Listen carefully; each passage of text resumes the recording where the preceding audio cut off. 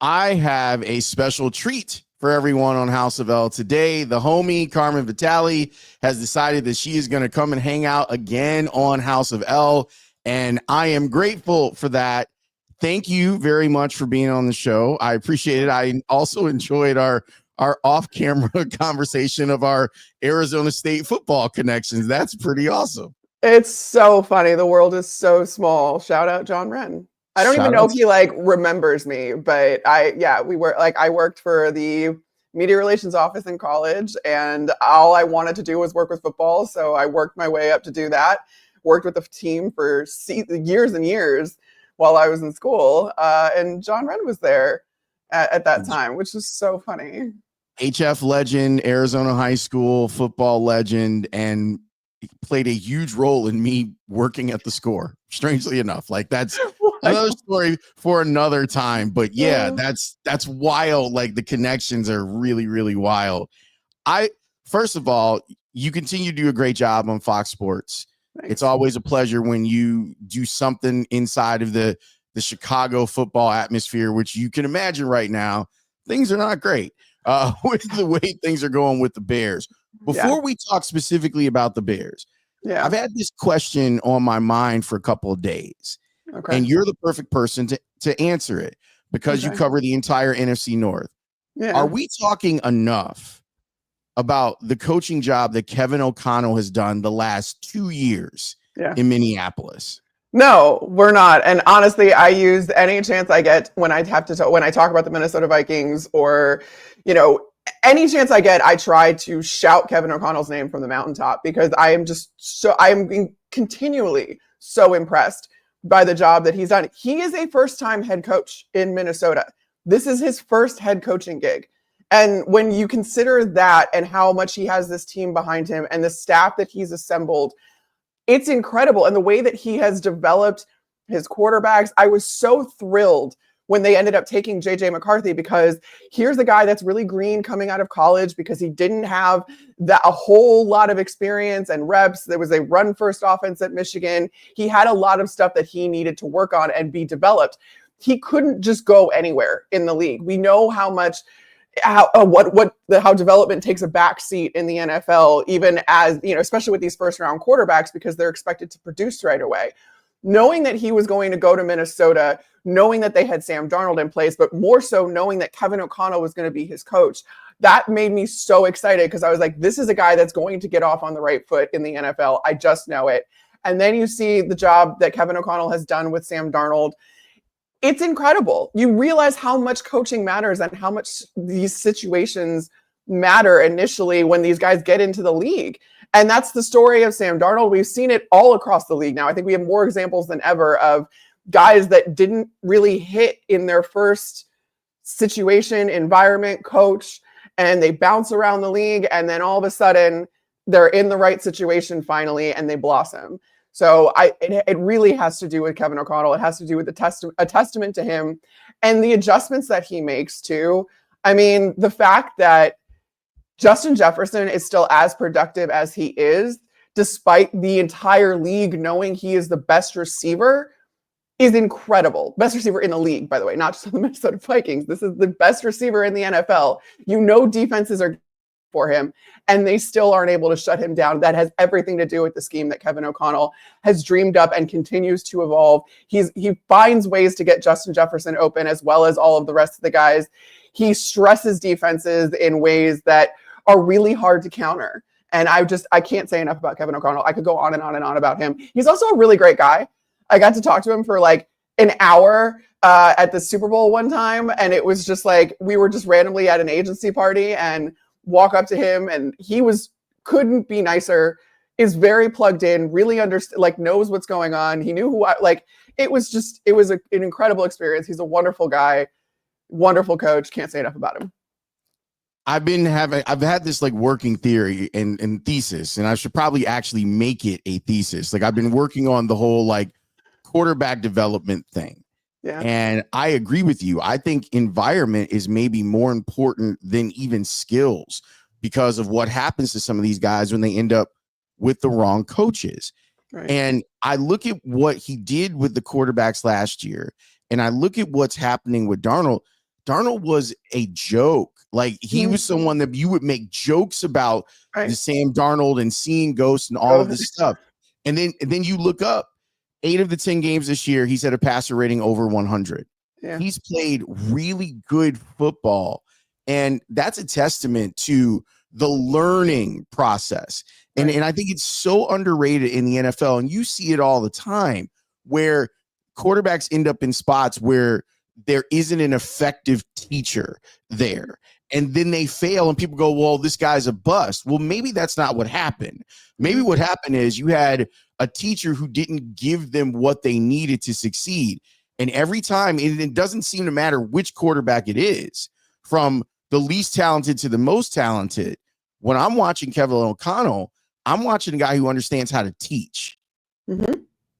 It's interesting, too, because you go back to after Kirk Cousins went down last year, and you had a rotation of quarterbacks under center, and quarterbacks of all different kinds of skill sets, too. Some quarterbacks, like Josh Dobbs, who had just gotten there 3 days prior, didn't know the names of his receivers. And you have Kevin O'Connell out there.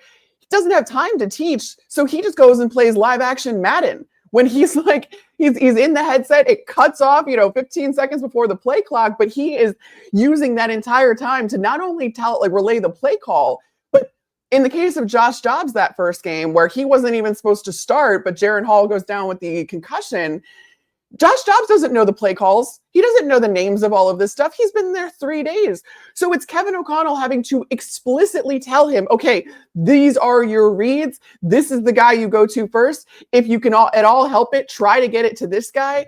He should be open. He should be your hot read. He is trying to relay so much information in the seconds that he has before that the headset cuts off. It was so incredibly impressive. So not only is he a really excellent teacher because he's been there before. Kevin O'Connell was a quarterback.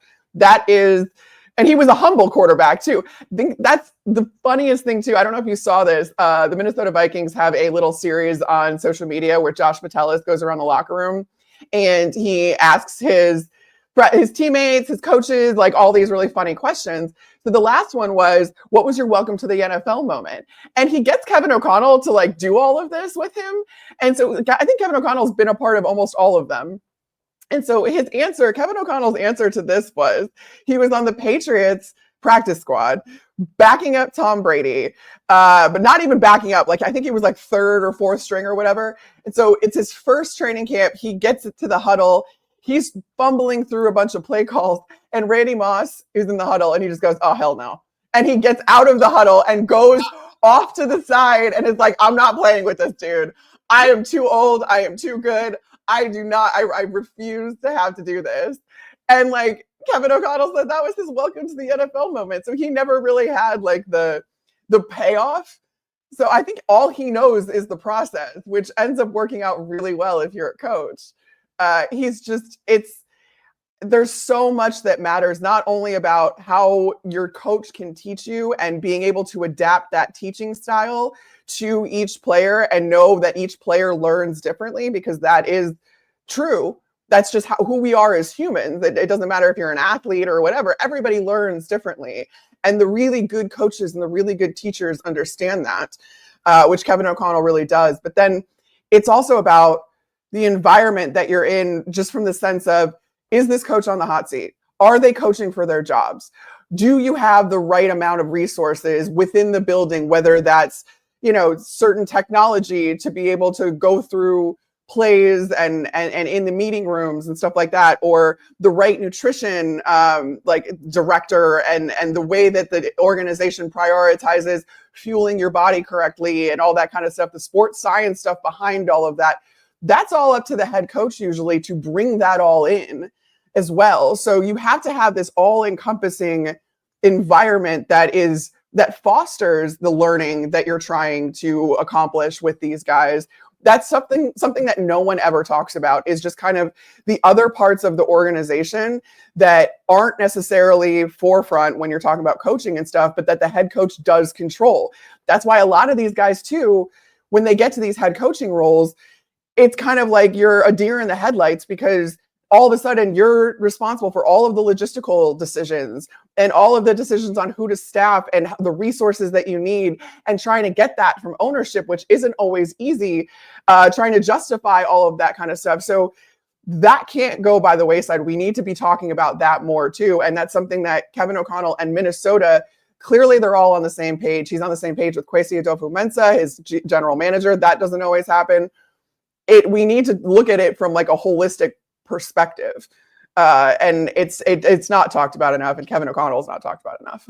It's funny that you said that, because Olin Kreutz broke it down so beautifully when we were doing pregame last week. He said, everyone who works for an organization in the NFL, you can just change everyone's title to player development.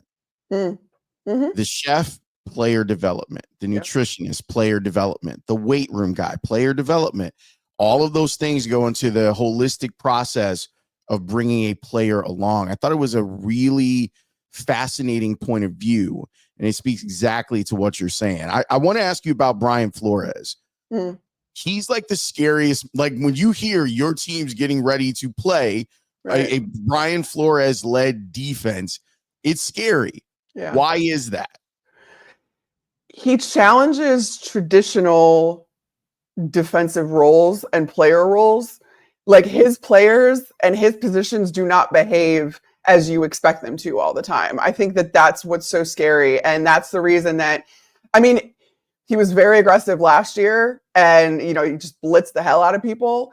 But this year you see this you see the chess match, and it's because his players understand the system. It can be very complex. And I had the opportunity to sit down with him before his first season and talk to him about what his philosophies are as far as installing a system, what makes it go. He puts a lot on the players, and that takes a little bit of time to really take hold, which is why I said last year I thought this was going to take a little bit of time to kind of really gel. And that's what you're seeing this year, because the guys are responsible for so much. The linebackers and safeties, especially in this system, are charged with his defenses act like offenses, where there are audibles, there are checks, there are things that if the player sees, they can say, all right, no, we're switching this, this, and this. And that's why you see linebackers and safeties, who are the back two levels of the defense, being the ones to kind of orchestrate this whole thing.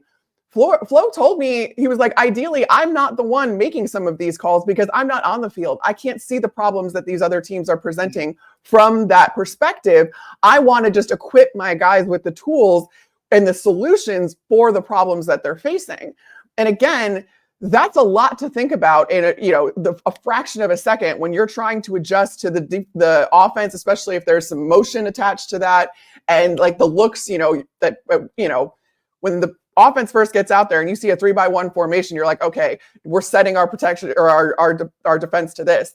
Well, then if that player motions over and now you're facing a 2-by-2 formation, that changes things for a defense. And are you equipped with the ability to make those calls and make those changes? And that's what Brian Flores does with his players. And then, not to mention, you've got 35-year-old Harrison Smith. I always use this example because it never fails to amaze me. 35-year-old Harrison Smith is like creeping up on the line of scrimmage, but then you think, oh, it's going to be a safety blitz. That's what's happening. He's going to rush. No, he goes and covers the deep half. Like, he is covering so much ground, and he can do that because he knows he's anticipating certain things, and he can just kind of anticipate that based on what the offense is kind of giving him there. But like, you're not supposed to be able to see a 35-year-old safety do that. Or like, Andrew Van Ginkel has been the single best addition, him and Blake Cashman, to this defense this year. They have made such a tremendous impact because, again, they are kind of a positionless player. Andrew Van Ginkel, you think, oh, he's an edge rusher. No, he's not. He'll drop into coverage, or he'll motion across the formation and he'll attack a different side. It's incredible to see just kind of the way that Brian Flores moves these pieces around. And then if you're a guy who's never seen stuff like this before, if you're I don't think it's a coincidence that like the younger quarterbacks that go against Brian Flores fare the worst, because they just have never seen players do the things that he's asking his players to do. Which brings us to this week. Yeah. Overall, I'd love to know what you think of what's happened with the Bears. And I know that like you don't have all day, but what do you think has happened with the firing of Shane Waldron, the promotion of Thomas Brown, and how that affects Caleb Williams? Yeah. What I didn't see the first 10 weeks of the season under Shane Waldron was, again, kind of making things simple while not making them too predictable. So I keep going back to this because it was a stat I found last week, and it was something that I felt like was really indicative of what was going wrong. You can't boil it down to one thing, and this isn't the only thing by any stretch of the imagination. But if you look at the coaching tree with which Shane Waldron comes from, Thomas Brown comes from, it's that they worked under McVay in Los Angeles for the Rams. This Shanahan-McVay system has the same core concepts, but McVay operates differently than Shanahan does. McVay's offenses live almost exclusively in 11 personnel, which is 1 running back, 1 tight end, 3 wide receivers, right? And they don't really vary that personnel set at all. But what they do is then they put a bunch of window dressing on it so it doesn't always look the same. They add a lot of pre-snap motion, or they'll do certain shifts and stuff like that where it's designed to give the quarterback some information about how the defense is playing them. It's designed to get them some leverage. It's to test the safety's eyes, to test, how the defense is presenting itself, all that kind of stuff. You can get so much information and you can really gain an edge by using that pre-snap motion.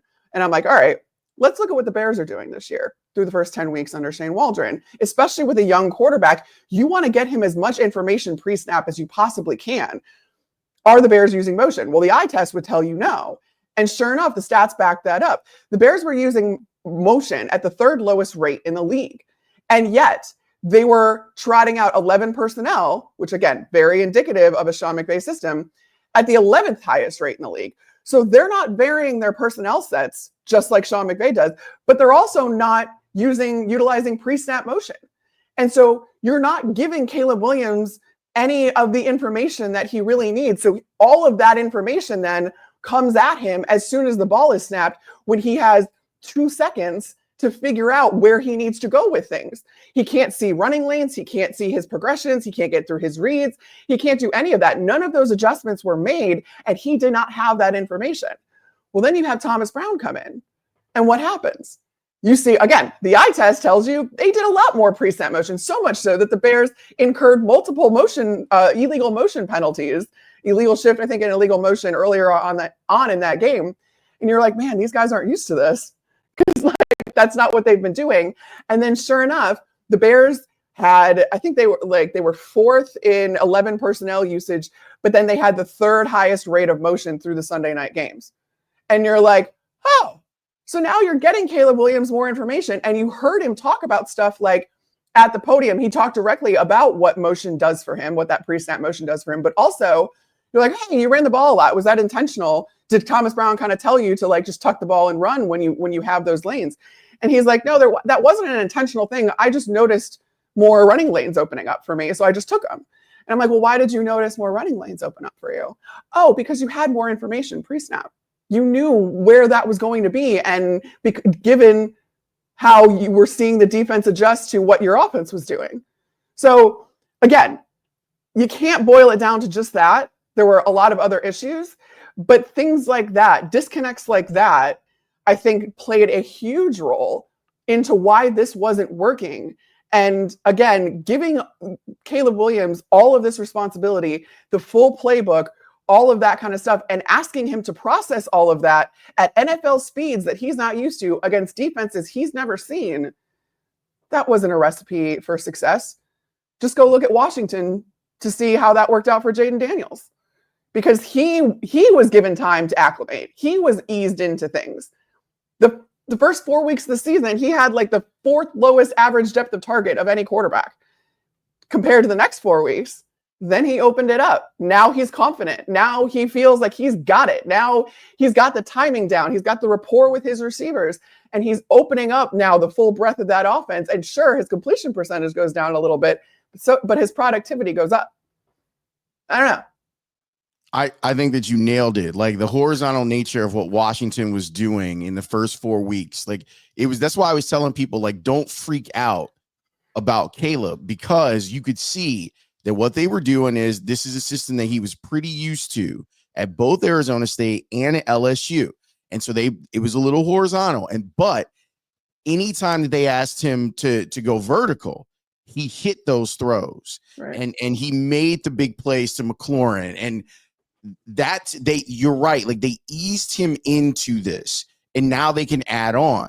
So my hope is that this is kind of where the Bears are now to really explore what Caleb Williams has in his arsenal of possibilities.